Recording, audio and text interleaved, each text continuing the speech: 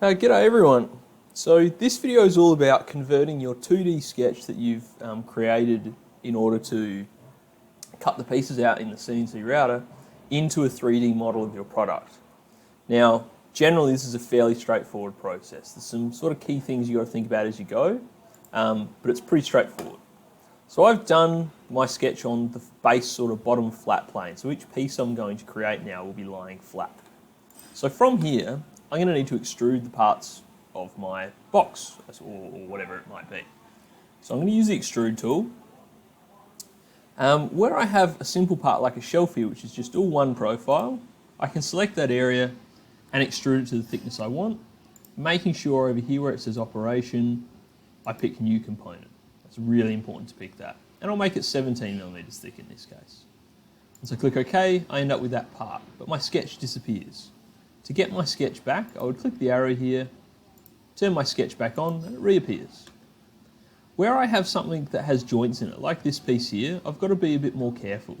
So I'm going to extrude the two areas that are 17mm thick for this part, at the same time, selecting new component. Now that has left the areas where the joints are non-existent. So I'll use the extrude tool again, select those two areas, and now I'll raise it up to what's going to be left after it cuts the joint out. So in my case, 8.5. This time, I'm not selecting new component, I'm leaving it as join. As long as I leave it as join, it will add on those parts to make this all part of that component.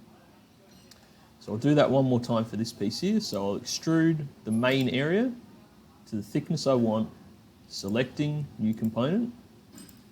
And then once I've extruded it, I'll do the center area where that housing is to the depth that I need, 8.5 in my case, and I'll press OK. So now I should have 1, 2, 3 components here. Now from here I need to think about what position these components will actually be in my product. So this particular piece here, I'm going to assume that this is sort of a right-hand side and I want this to be the inside facing that direction. So I'll select that component, I'll right-click it and select Move Copy. And the specific movement I'm going to be doing in this case is a rotate movement. I'm going to select the axis to ensure that everything sort of stays flat on the same plane as this edge here. Now I'll just grab the little rotator and rotate it 90 degrees. So I've basically just lifted that piece up. Now my shelf here, which is getting attached into this panel, is in its correct orientation. I don't need to rotate it or anything. I just need to use the joint tool to put it in place. So I'll select the joint tool. When the box comes up here to ask us if we want to capture the positions, we do. We're going to select capture position. Now I'll select the very corner of this piece, because this is, I know that that little line there is going to line up with this spot here. So I'll select that area, halfway up that join, and select, this will be a little bit difficult for me, there we go, that line there at the halfway point as well, and it'll bring that shelf in. So it's flown in and attached itself in. I'll press OK, and now I can see exactly how that looks at the front. Because I did the stopped housing, you can't see it, all right, and it's jointed in, attached to this piece. Now let's say that I want to add this piece in, right? I need the inside here facing this way. Now that's going to be problematic because it's currently facing the other way, so I'm going to have to do some different sort of moving. It's my second component, so I'll right click again, select move. I'm still going to rotate it up from that edge, and, right? Then I'm going to, I'll press OK, I'm going to select it again and move it again, and this time I'm going to rotate so that it's facing the opposite direction. So I'll still use rotate, but I'm going to pick a different axis this time, this one here, and I'm going to rotate 180 degrees. Now I can go ahead and joint this in place. So again, I'm going to select the component that I want to move first. I'm going to select this one first. So this is the one I want to move. And I select where I want it to move to second. And there you go, that one's joined on there as well. I'll press OK and it's now in position.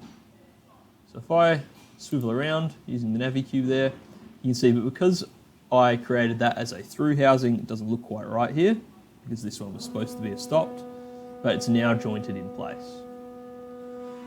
So those are the general steps to go and assemble the model of your item. When you've fully assembled it and you're happy, you can turn off the sketch. You no longer need that.